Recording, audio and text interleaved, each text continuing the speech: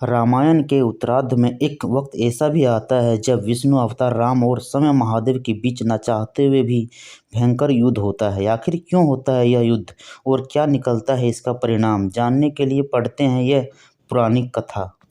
बात उन दिनों की है जब श्री राम का अश्वमेध चल रहा था। श्री राम के अनुज शत्रुघ्न के नेतृत्व में असंख्य वीरों की सेना सारे प्रदेश को विजित करती जा रही थी। जहां भी अग का अश्व जा रहा था, इस क्रम में कई राजाओं के द्वारा अग का घोड़ा पकड़ा गया, लेकिन अयोध्या की सेना के आगे उन्हें झुकना पड़ा। शत्रुघ्न के अलावा सेना में हनुमान, सुग्रीव और भारत पुत्र पुष्कल सहित कई महारथी उपस्थित थे, जिन्हें जितना देवताओं के लिए भी संभव नहीं था। कई जगह भ्रमण करने के बाद अग का घोड़ा जयपुर पहुंचा, जहां राजा वीरमणि का राज था। राजा वीरमणि अति धर्मनिष्ठ तथा श्रीराम एवं महादेव के अन्य भक्त थे। उनके दो पुत्र रुक्मांगद और शुभगंध वीरों में श्रेष्ठ थे। राजा वीरमणि के भाई वीर सिंह भी एक महारथी थे। राजा वीरमणि ने भगवान रुद्र की तपस्या कर उन्हें प्रसन्न किया था और महादेव ने उन्हें उनकी और उनके पूरे राज्य की रक्षा का वरदान दिया था। महादेव के द्वारा रक्षित होने के कारण कोई भी उनके राज्य में आक्रमण करने का साहस नहीं करता था।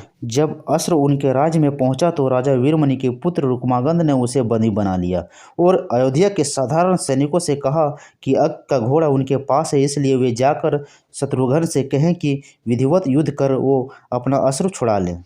जब रुक्मांगद ने यह सूचना अपने पिता को दी तो वो बड़े चिंतित हुए और अपने पुत्र से कहा कि अनजाने में तुमने श्री राम का अग का घोड़ा पकड़ लिया है। श्री राम हमारे मित्र है और उनसे शत्रुता करने का कोई औचित्य नहीं है, इसलिए तुम अग का घोड़ा वापस लौटाओ। इस पर रुक्मांगद ने कहा कि हे पिताश्री, मैंने तो उन्हें युद्ध की चुनौती भी दे दी है। अब उन्हें बिना युद्ध के अस्त्र लौटाना हमारा और उनका दोनों का अपमान होगा। अब तो जो हो गया है उसे बदला नहीं जा सकता, इसलिए आप मुझे युद्ध की आज्ञा दें। पुत्र की बात सुनकर वीरमणि ने उसे सेना सुजीजित करने की आज्ञा दे दी। राजा वीरमणि अपने भाई वीर सिंह और अपने दोनों पुत्र रुक्मांगद और शुभगंध के साथ विशाल सेना लेकर युद्ध करने क्षेत्र में आ गए।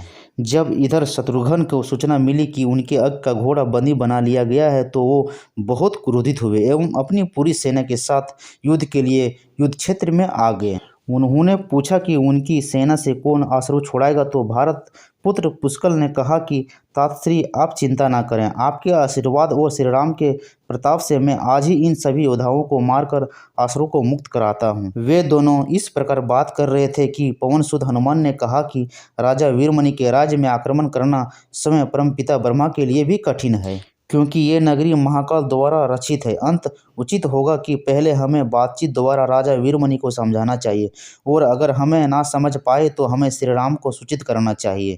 राजा वीरमणि श्री राम का बहुत आदर करते थे, इसलिए वे उनकी बात नहीं टाल पाएंगे।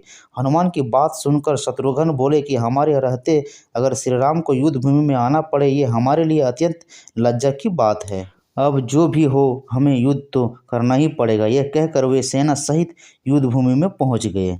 भयानक युद्ध छिड़ गया। भारत पुत्र पुष्कल सीधा जाकर राजा वीरमणि से भिड़ गया। दोनों अतुलनीय वीर थे।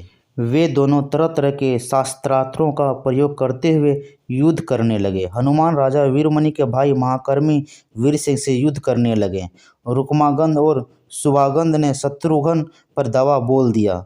पुष्कल और वीरमणि ने बड़ा घमासान युद्ध हुआ।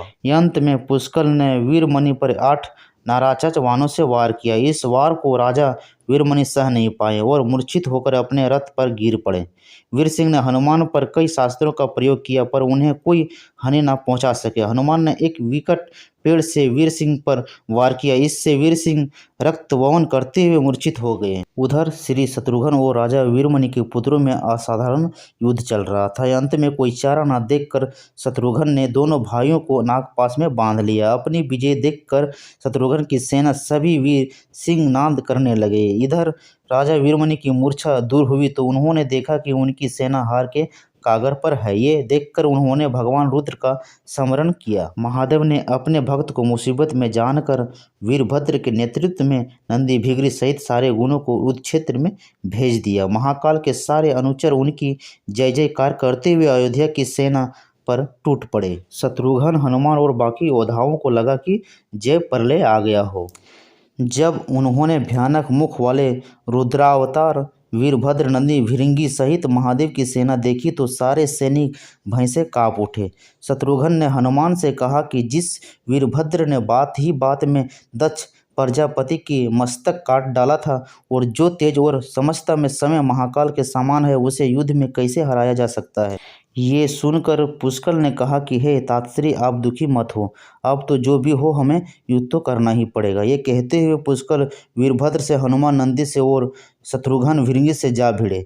पुष्कल ने अपने सारे दिव्य अस्त्रों का प्रयोग वीरभद्र पर कर दिया, लेकिन वीरभद्र ने बात ही बात में उसे काट दिया। उन्होंने पुष्कल से कहा कि हे बालक, अभी तुम्हारी आयु मृत्यु को प्राप्त होने की नहीं हुई है, इसलिए युद्ध क्षेत्र से हट जाओ। उसी समय पुष्कल ने वीरभद्र पर शक्ति से प्रहार किया, जो सीधे उनके परम स्थान पर जाकर लगा। इसके बाद वीरभद्र ने क्रोध में तरारते हुए एक त्रिशूल से पुष्कल का मस्तक काट लिया और भयानक सिंहनाद किया। इधर भृंगी आदि गुणों ने शत्रुघ्न पर भयानक आक्रमण कर दिया।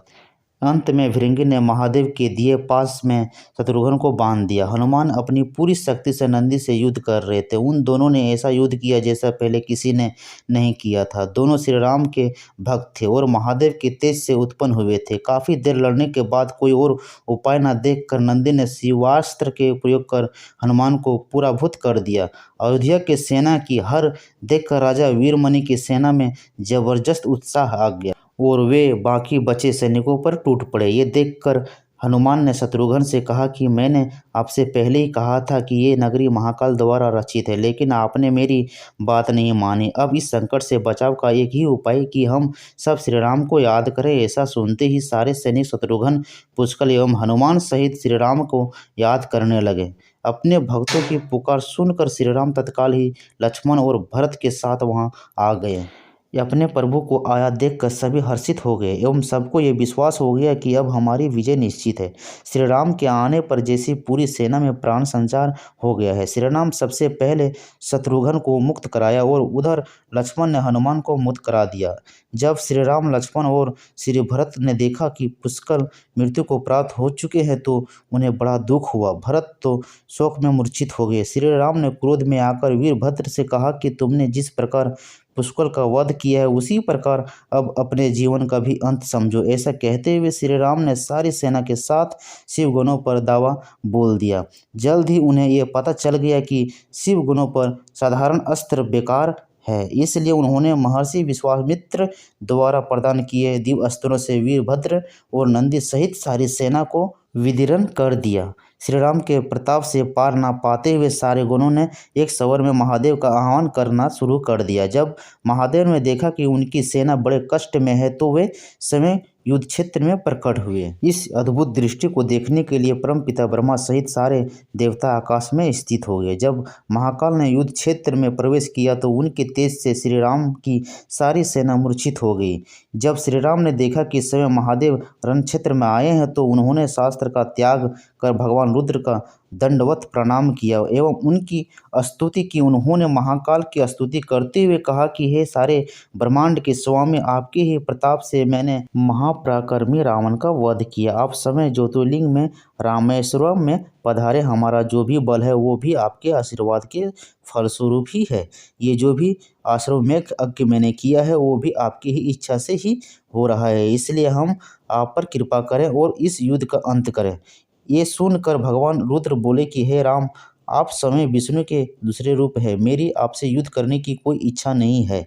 फिर भी चूंकि मैंने अपने भक्त वीरमणि को उसकी रक्षा का वरदान दिया है, इसलिए मैंने इस युद्ध से पीछे नहीं हट सकता। अंत संकोच छोड़कर आप युद्ध करें। श्री राम ने इसी महाकाल की आज्ञा मानकर युद्ध करना शुरू कर दिया। दोनों में महान युद्ध छिड़ गया, जिससे देखने देवता लोग आकाश में स्थित हो गए। श्री राम ने अपने सारे दिव्य अस्त्रों का प्रयोग महाकाल पर कर दिया, पर उन्हें संतुष्ट नहीं कर सके।